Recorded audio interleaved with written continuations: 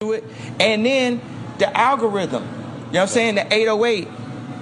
The 808 exists in the lowest chakra of your body. The majority of content that's related to the 808 is killer or sexual content. The original 808s was even off pitch. So that meant it's an actual sound in the track that you don't realize is there that is up your entire frequency. Right. And now, today, every time I hear a car come out, it's 808. But if you think about African music and hip-hop and what we was breakdancing to, it was light. The percussion. It was upbeat. Right. It was the drums. What's the signature of trap music? Beats. Drum beats. Them 808s.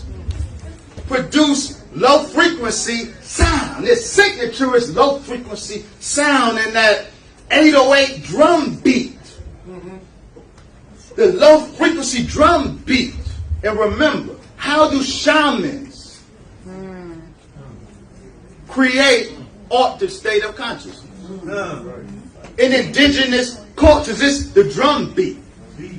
The drum is the tool to drive one into altered states of consciousness. So the 808 machine, the signature of hip-hop. Right. The drum beat. That most of the 808 beats are in low frequency. Trap music is 808, it resurrected 808 beats. Because now the words are the command message. Right. The hypnotic command message. Back towards the weaponization of hip-hop and music overall, are there certain frequencies in music that can promote health and healing? Absolutely. And what are those frequencies? So, I often mention, when I mention testosterone, I mention serotonin. And I mention these two as the two biochemical sources of a man's drive for power. But serotonin, the brain chemical serotonin, is necessary for mental health for men and women. One reason women suffer from depression in numbers that men not. One of the reasons is the disparity in brain serotonin. Serotonin promotes mental health. 10 hertz. So see, God can use Beats by Dre as well as Satan can.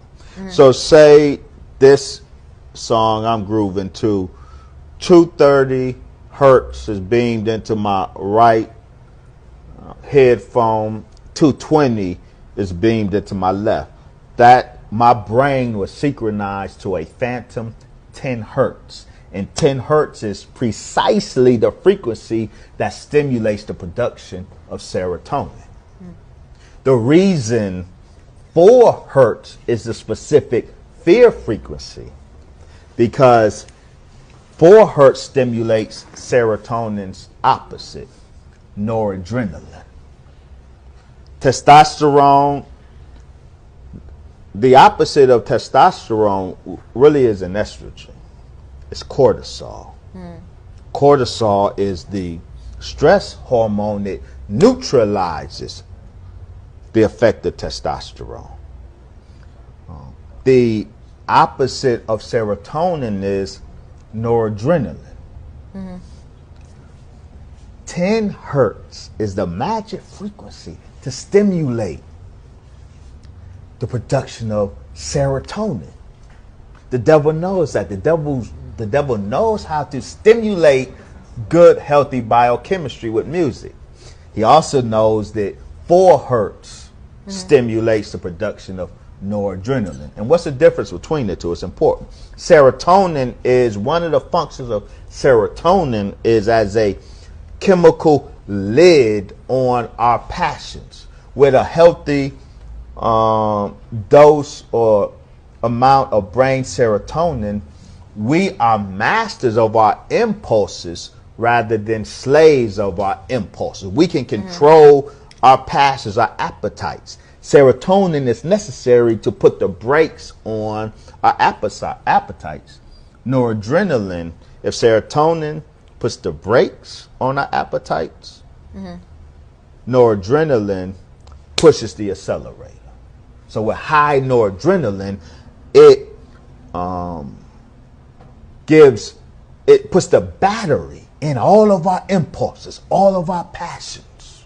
So low serotonin, high noradrenaline, we are an impulsive. I am an impulsive person. I'm unable to control my passions, and I act on all of my impulses. Right.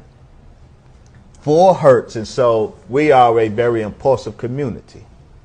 The community that is being low frequency vibrations from our music, the community that's been made an ecology of fear. Why an ecology of fear? Because most of us walk around not knowing what phantom 4 hertz in our brain. And so our noradrenaline is stimulated and it cuts off our serotonin. They can make sure they can stimulate in us our serotonin by producing in us phantom 10 hertz frequencies, but our reality is proof that they have decided to stimulate in us or produce in us a phantom 4 hertz frequency, because every black community or every hood from one end of America to the other is an ecology of fear. The urban area, the suburbs, they are ecologies of peace and flowers and health. Right. The urban area is an ecology of fear and stress. It's not an accident. It's by design. It's environmental terrorism.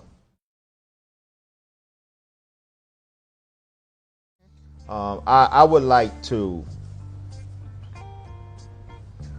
cite 2 articles that contextualize think your question in this discussion. It speaks right to your question. The first is from Popular Science. Hip-hop bass lines could power implantable medical devices.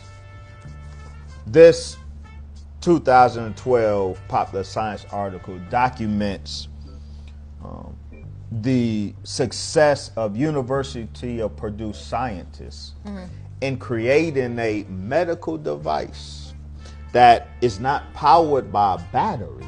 It's implanted in the body, and that medical device is powered by the bass line of hip-hop music.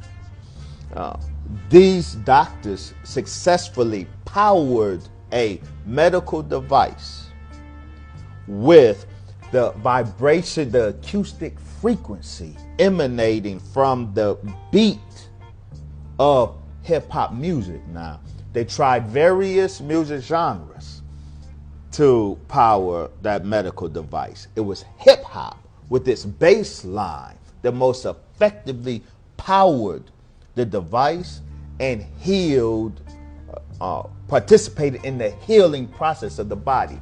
What does that say? A number of things. This is an example of the divine power of music. Music is divine. This is an example of the divine power of hip hop. God comes to heal his people. God is a healer. The healing power of hip hop in particular. And it's important that they tested various genres of music, but nothing was effective in empowering a batteryless medical devices like the rhythmic bass of hip hop. So hip hop by nature is divine.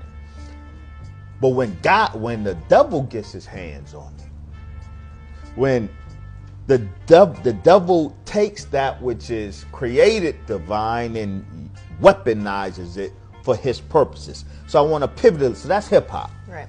See, people don't want to believe that white people and black people are different. Our music is the greatest illustration on a root level of the difference between black people and white people. So here is the Atlantic. study. Distortion in rock music brings out the animal in us. These scientists studied rock music, heavy metal, crusty punk, and what they call the harsh dissonant music. Listen to what they say. New research suggested that dissonant rock music arouses listeners because it sounds similar to the sound made by animals in distress. Listen to this. This is what the research indicated. Rock music's sound, its notes are dissonant, discordant, versus harmonious notes that synchronize together melodically. Rock music is characterized by dissonant notes, notes that are jarring and unharmonious. These sounds of rock music, they are similar to the sound of an animal dying. Now, with a normal human being. And it says this in... Yes, ma'am. And in a normal human being, the sound of death is alarming, it's jarring, it provokes sympathy. But in the listeners of rock music, the sound of animals in distress that characterizes rock music, this arouses white people. It gets them crunk, it gets them lit. How is it that death gets white people, the sound of death gets white people lit? It arouses them, it turns them on. And this is why rock music could be weaponized against white youth when the government was mad that they were rising up against the war in Vietnam. They weaponized rock music against white kids before they weaponized hip hop against black youth. They weaponized rock music. They know how to manipulate, how to speak to the soul of white people with rock music, because it brings out the animal in white people. So while rock arouses the animal in white people, hip hop arouses the divine in black people. And so if you want to control black divinity, control hip hop.